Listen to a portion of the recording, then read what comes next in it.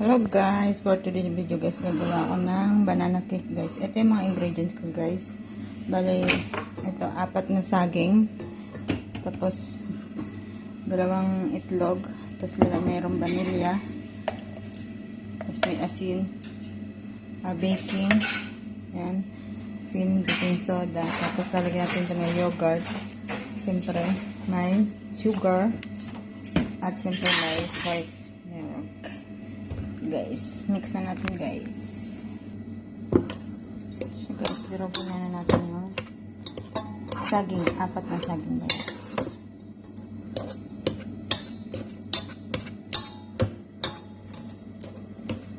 Dirogin natin siya na para mag-mix natin ng meses. Guys, tapos na natin dirogin yung saging guys. Ngayon, lalagyan na natin yung itlog.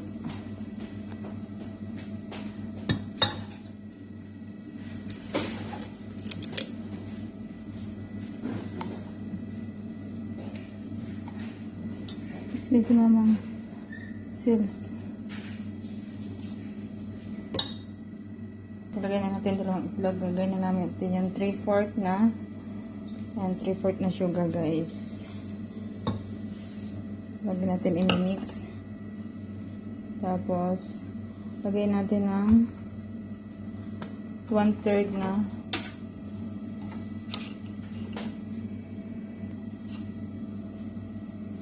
milk. Ayan. Basta guys, lagay natin ang 3/4 na mantika.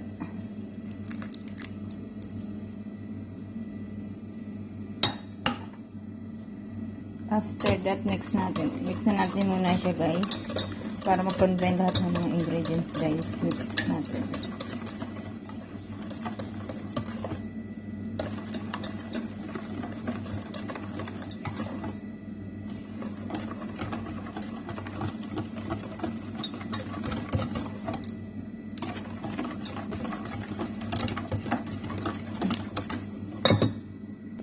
Yun guys, na-mix natin. Lalagyan natin yung 1 and 1/2 cup na all-purpose flour.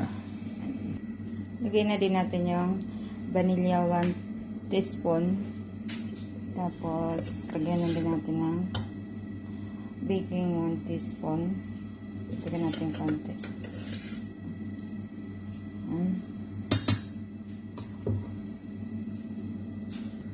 Lalagyan ko rin siyang baking soda guys. Guys, eto ano lang naman yun kung gusto niyo maglagay ng yogurt para pampalambot. Ako maglalagay ako ng yogurt. Ayan. Isang kutsarito lang naman. Then after that na mix, nalagay niyo lahat. Mix na natin guys hanggang sa mag-combine lahat sila. Ayan. Mix lang.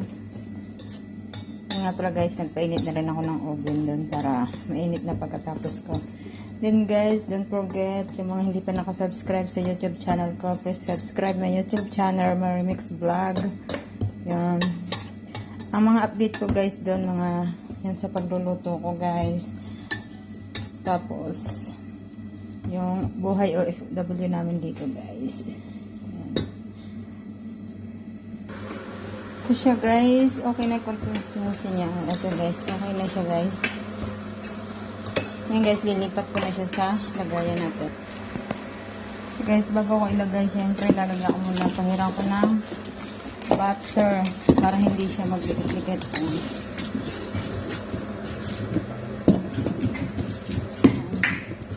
Lagyan ko muna ng butter.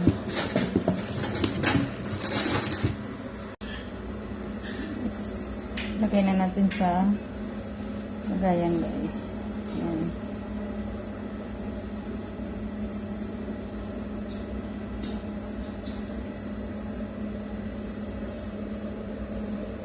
Tapos lalagyan natin sa oven.